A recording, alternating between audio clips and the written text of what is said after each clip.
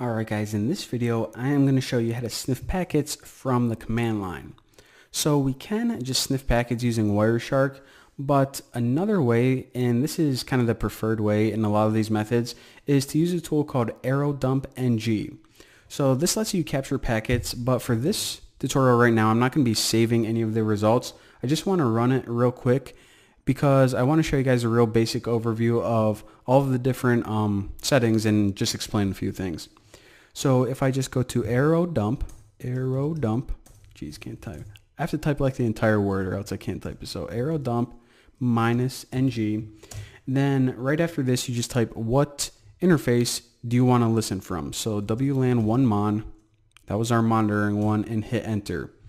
So since we didn't specify any other settings, it's just going to look for any Wi-Fi access point in my area. And also, whenever I turn on my device, you guys are going to see that it pops up down below. All right, so I was just playing around with my tablet. Probably should have mentioned that. So around my area, I live in a pretty small town, if you guys can't tell. We are seeing one network. It's called Bucky's Wi-Fi. So in these top sections right here, these are all of your networks, all of the access points. So this is my neighbors that just popped up right here, this Belkin 5C, and I believe this is one of her devices down here. So again, remember the top is for all the networks and the bottom is all of the individual devices, the phones, the tablets, the laptops, whatever wireless devices there are. So now let me go ahead and talk to you guys about what all of these columns mean because it's actually really important. So we'll talk about the networks first. So the BSS ID, this is just the MAC address for that network's access point. So this is the MAC address for my wireless router, and this is the MAC address for my neighbors, so on and so forth. Now power, this means the signal strength from your computer, which is in my case my laptop, to the access point.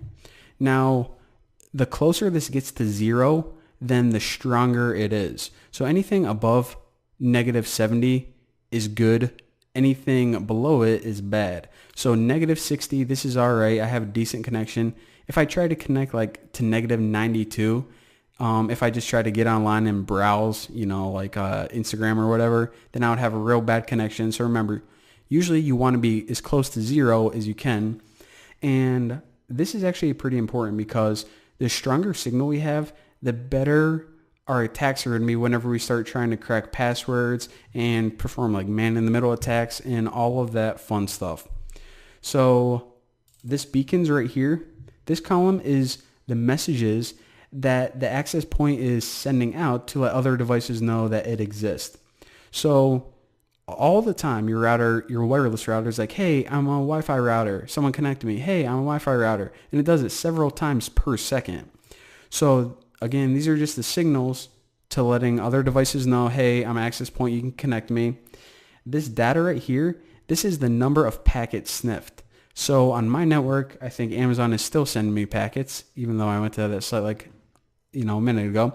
So this is the number of packets that we collected from that network.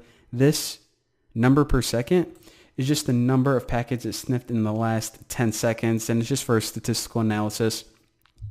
This channel right here, different access points can broadcast on different channels, and they do this so they don't interfere with each other. So basically, whenever they broadcast on different channels, me and my neighbor, and even, if I had a roommate was living in an apartment, we could all have our own access points, and they could broadcast without causing a whole bunch of problems. Pretty sweet. So this MB right here, this is just your speed. ENC, this is just the encryption type. I'm sure you guys are familiar with this. So right now I'm using WPA encryption, so that's why everything looks scrambled. This network is actually open, so you never want to connect to an open network. It's incredibly insecure. So yeah, so that's just the encryption type. We'll talk more about those later on.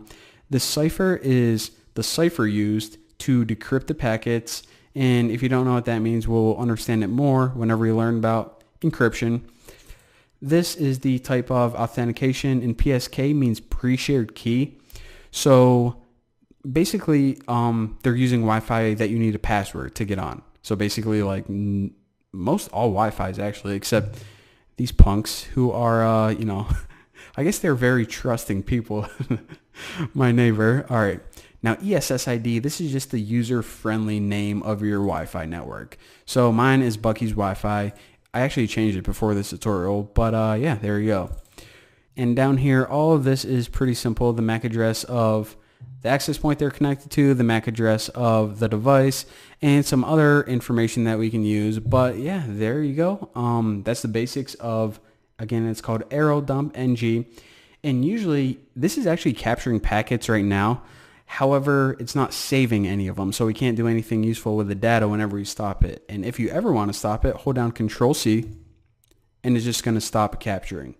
So later on, we're going to capture the data and analyze it, do some really awesome stuff with it. But for now, that's all you guys get. So thank you guys for watching, and I will smell you guys next time.